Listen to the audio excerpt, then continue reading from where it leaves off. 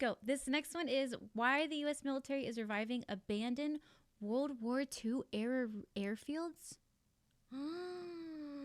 We all know Canadians are the best. Yes, you guys are a cute little top hat. You keep us warm. Thank you, guys. South China Sea, the US is taking...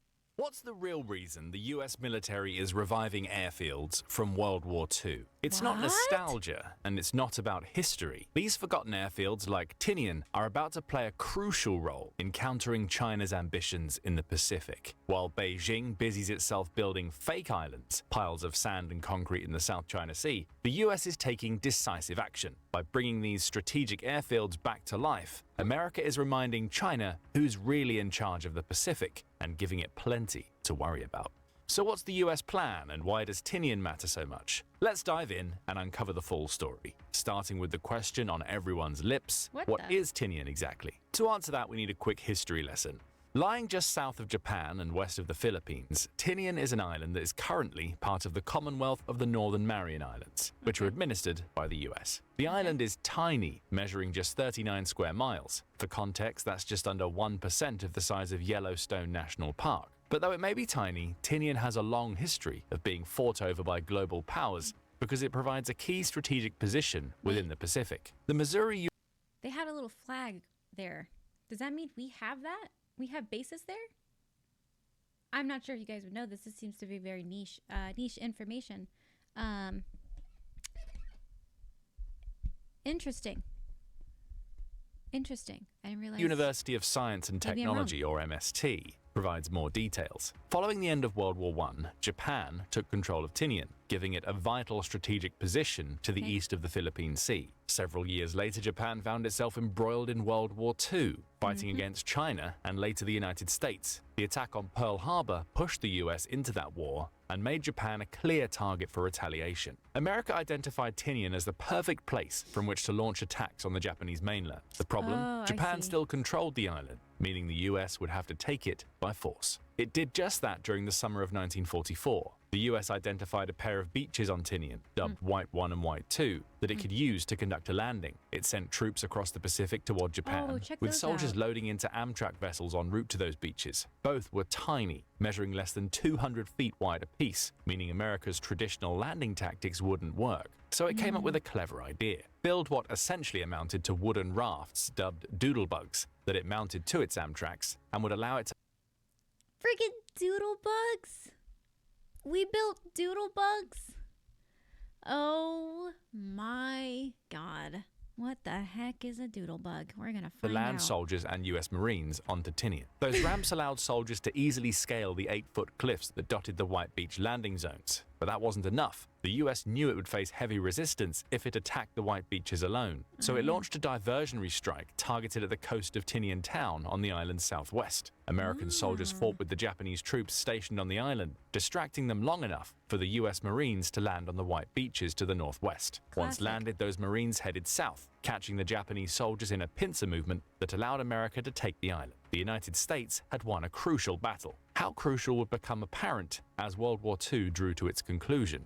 With Tinian under its control, along with the previously Japanese-controlled island of Saipan to Tinian's northeast, the United States got to work. Construction began on what would have been the world's largest airbase. You're saying Northern Mariana Islands are American territories? They have representatives in Congress, but do not have a vote.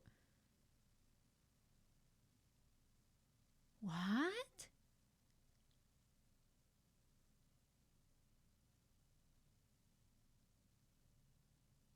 My mind was just blown.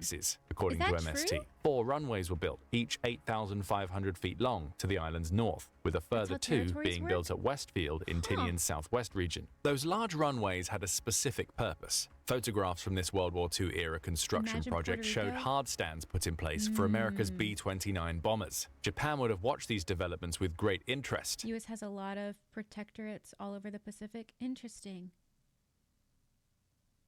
Like proper massive? It had conducted a successful sneak attack on the United States using its aerial assets. Now the US looked like it was preparing to respond in kind. Tinian was being transformed into a base from which the US could send bombers over the 1,500 to 1,700 miles between Tinian and Japan's mainland. Those planes would drop explosives the likes of which have never been used to target the country. Japan knew that bombs were incoming, but it didn't know exactly what types of bombs the United States had in mind. Tinian evolved into a 40,000-person US base in the space of a few months. The 20th Air Force stationed itself on the base, using it to launch firebombing raids on Japanese cities. That same group also dropped mines in Japanese harbors, preventing food from reaching them in what the Americans dubbed Operation Starvation. These were all attacks that Japan may have been able to absorb for several years, were it not for another American operation that was underway as it took over Tinian Island, the Manhattan Project. That project resulted in the US creating the world's first atomic bombs. It wouldn't be long before Japan would feel the full force of these nuclear explosives, with Tinian playing a crucial role. On July 16, 1945, the USS Indianapolis set out from San Francisco to Tinian.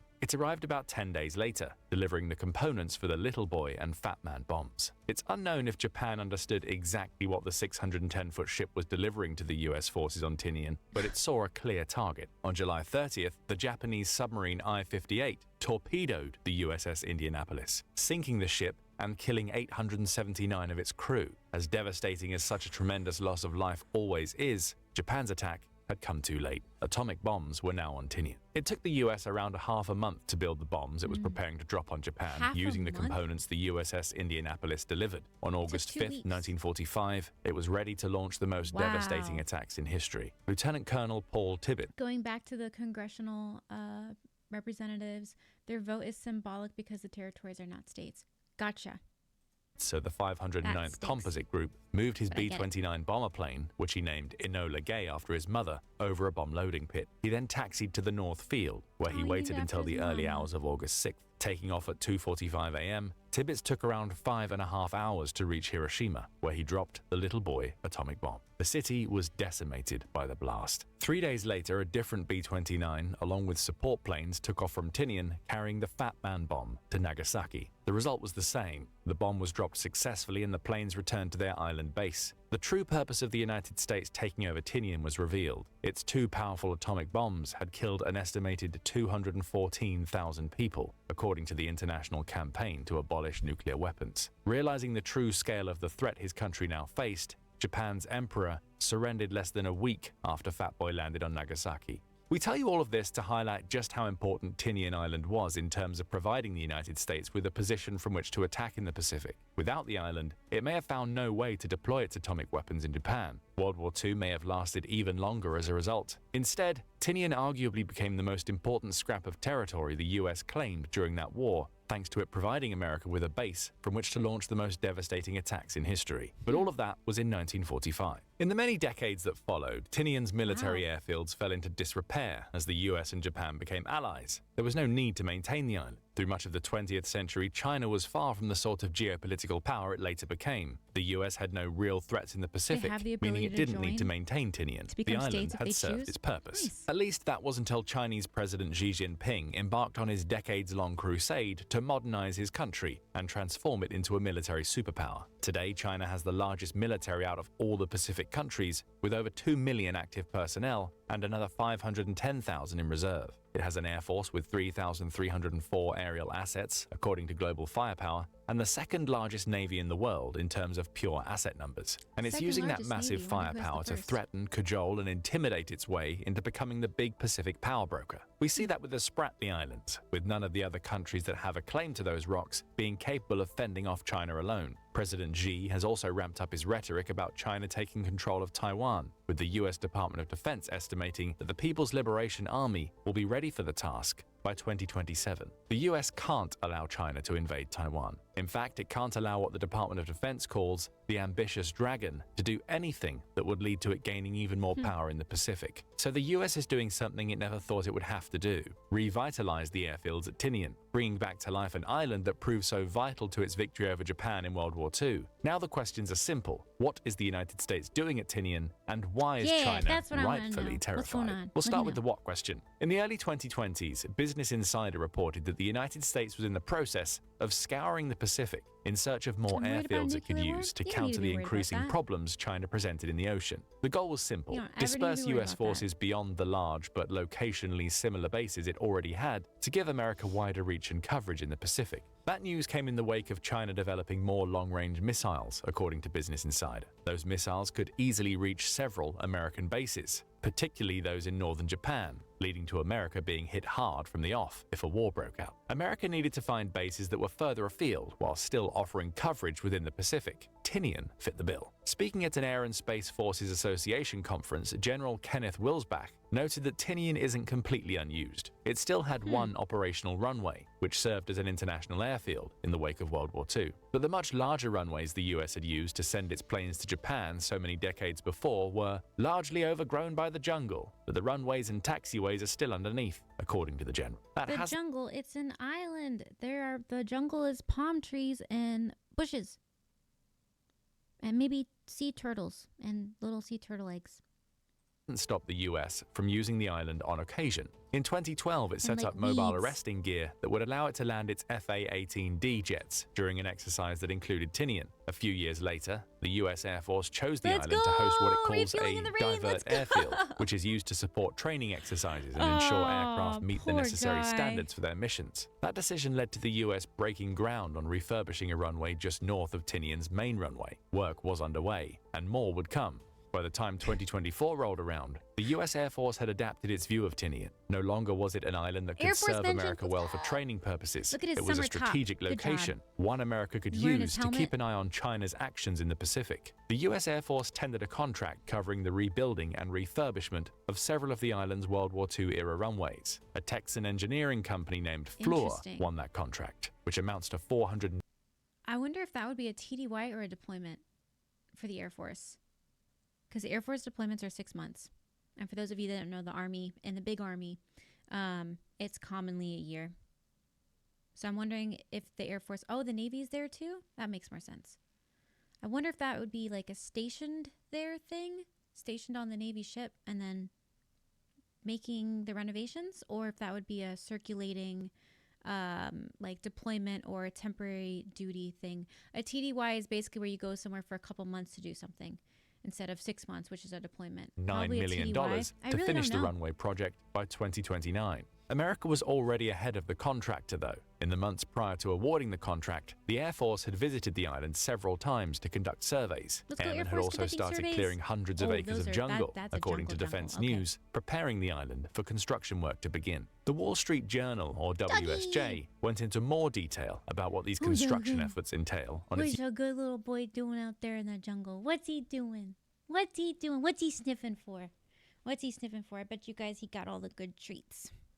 I bet he got all the good treats. He's doing some good. He's working. He's a working YouTube dog. channel. Speaking to Operations Superintendent Master Sergeant Jody Branson, WSJ discovered that the US Air Force first had to locate the old airfields before General it Puppy started, mentioned. clearing them for Fluor's work. What my team had to do was go through the jungle, find these coordinates on GPS, and mark them for the boundary of the airfield, Branson told the news outlet. His team was armed with sticks and machetes they used to Oh, tear down wow. pieces of jungle to establish pathways to these World War II era airfields. Fighting through rain, humidity, and the blazing heat of the days on the island, the team spent several months cutting its way through the dense forest on Tinian. By the time they were done, the WSJ says, the US Air Force had cleared areas the size of multiple football fields until He Tinian's keeps saying Air Force, but I keep seeing Navy. Let's go, Navy. runways were uncovered. Squadron Commander Major Oh Blake my Rothschild God. led a team responsible for getting rid of this undergrowth. He took WSJ on a tour of the airfields, highlighting runway Charlie and noting how it was previously completely covered in plant life. Now it's fully opened up and can be traversed using vehicles. Our team is really just the first step in this process to successfully and adaptively rehabilitate these runways in Tinian North Field, Rothschild told That's a the good way to put WSJ. it. The next step will see the arrival of Fluor to the island, along with another contractor named Black Microcorp. In May 2024, Microcorp. Tinian's mayor, Edwin P. Alden, published information about the first phase of the Tinian Divert Airfield. He pointed out that work had begun in 2022, noting that the US likely intends to use 2022? Tinian if Anderson Air Force Base in Guam becomes inaccessible due to a war war or some other unforeseen calamity. He said the US Air Force anticipates that Black Microcorp will complete the first phase of its Big Tinian project by October 2025, with construction focusing on building a parking apron suitable for the US military planes. Okay, so we have Guam, we have the US, and then basically, in case we can't get to Guam, it's an isolated little island.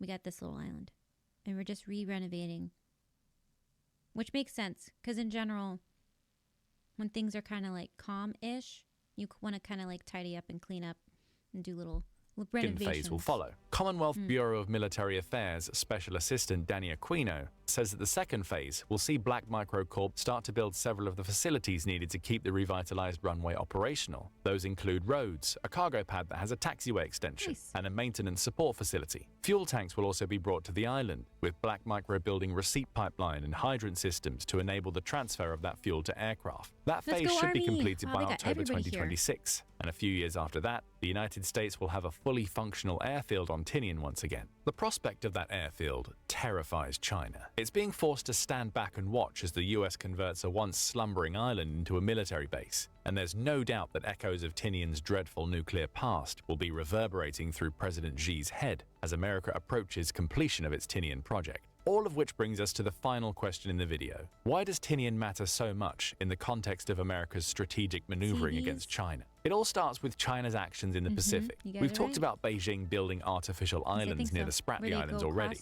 That allows China to enhance its territorial claims, however illegitimately, in the South China Sea. That's just one part of China's seemingly grand strategy to become the power broker in the Pacific. The Belt and Road Initiative, or BRI, is another. Xi's grand ambition for creating what some dub a new Silk Road sees Beijing offering dozens of countries in Asia and Africa loans for building infrastructure. It's been successful too. The Council on Foreign Relations, or CFR, says that 140...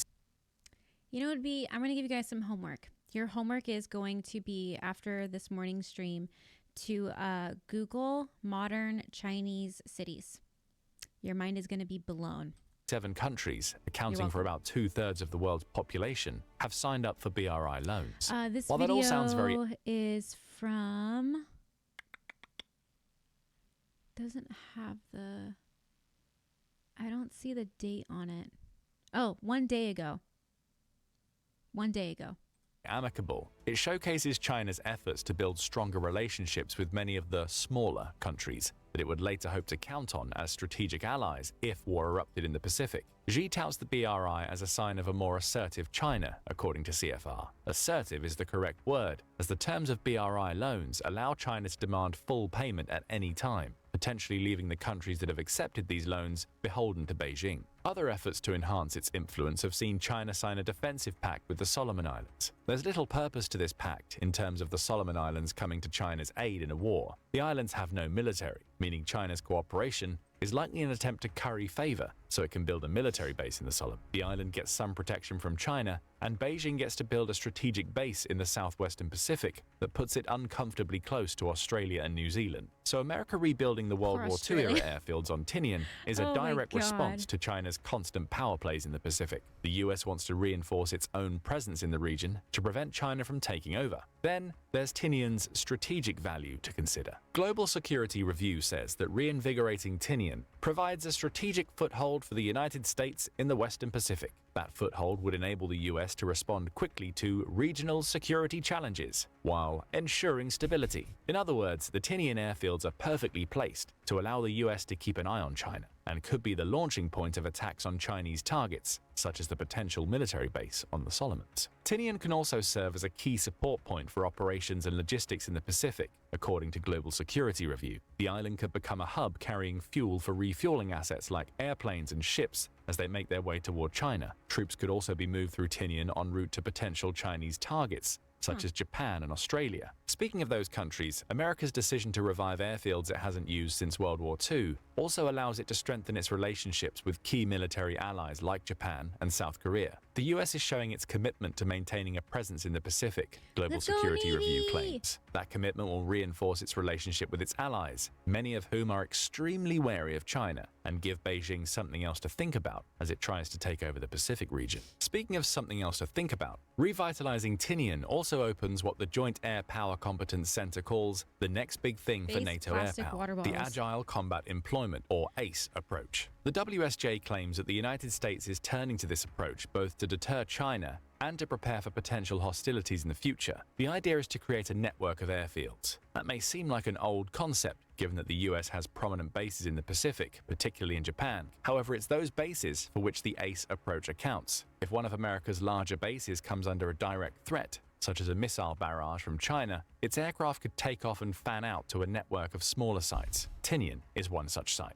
The island gives the US an out if China bombs its larger air bases. America could counterattack via Tinian, allowing it to keep the pressure on China as reinforcements arrive. Tinian is far from the only location being considered for this ACE network. The WSJ says the US Air Force has identified several other places that could receive US forces, including a longer string of islands known as the Second Island Chain, which stretches from Japan through to Guam and Micronesia. Establishing these bases would give the US more attacking options in a war against China. It's it our would also B2! force Beijing That's to our stretch B2! itself thin. Guys, it's the Nope Dorito. It's the flying Nope Dorito. That's the B2. The one on the right side. Whoo, that's a spicy plane. I call it the Nope Dorito because in the sky it looks like a Dorito and it's the Nope. It's the Nope kind. N-O-P-E. Document, write it, patent it, you got it. Than it would like, as it needs to hit more targets to prevent a US counterattack. We've mentioned Guam several times in this video, Yes, we both have. in reference to the Second Island Chain and Anderson Air Force What Base. kind of The freaking name WSJ tape was points that? Why was his name red? Did you guys see that? as it needs to hit more targets to prevent a US counterattack. Where is it? We've mentioned Guam several times in this video, Come back both in here. reference Why is his red? What is that? Oh, I mean, technically ours is supposed to be spice brown. Air Force is supposed to, that's an Air Force hat. You can tell because of the way it is. But because it has the hole in the back, which is what we have. We have little baseball caps. Oh yeah, these are Air Force. That's a baby. What is that? Is that maybe a sergeant? Okay. In this light, it looks red, but that is a spice brown.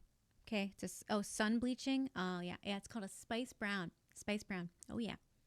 to the Second Island Chain and Anderson Air Force Base. The WSJ points out that this tiny US-controlled island, which is just 210 square airmen, we miles, got would also be part of something. any American military strategy go. involving Tinian. America Looking plans to good, develop looking a good. layered Pumpkin anti-aerial spice defense brown. Oh, plan yeah. for Anderson Air Force Base on Guam, which will include Patriot, THAAD, and Aegis systems. If that doesn't work, many of the aircraft stationed in Guam will move to Tinian. It's all about improving the capability of the Anderson base. Pilots stationed at the base will have options if China That's right. targets it with its DF-26 intermediate-range ballistic missile. That missile is known as the Guam Killer, according to WSJ. Tinian would give Guam a second life, What so a China name. can't rely on its missiles anymore. Granted, there are still challenges for the United States to overcome. Excuse me, Work is guys. far from completed on Tinian, with significant infrastructural upgrades required to Look at restore that it to old its school World War photo. II era glory. Coordination with several regional stakeholders is also required, according to Global Security Review. The involvement of multiple parties always has the potential to cause delays at a time when the US would want to prepare its ACE strategy as quickly as possible. Still, China is afraid, and it should be. With Tinian, the US is showing that it's prepared to build an even more advanced network of bases in the Pacific than it already has. America is getting more options that make it capable of launching counterattacks and keeping its aerial assets alive in the face of Chinese missile strikes. Tinian won't be the launching point of atomic weapons in the same way that it was during World War II, but it will become a vital airfield once more, one that the US can use to observe and counter China in the Pacific. But what do you think about America's efforts to revive Tinian? Will the Holy base base freaking suggested after watching that.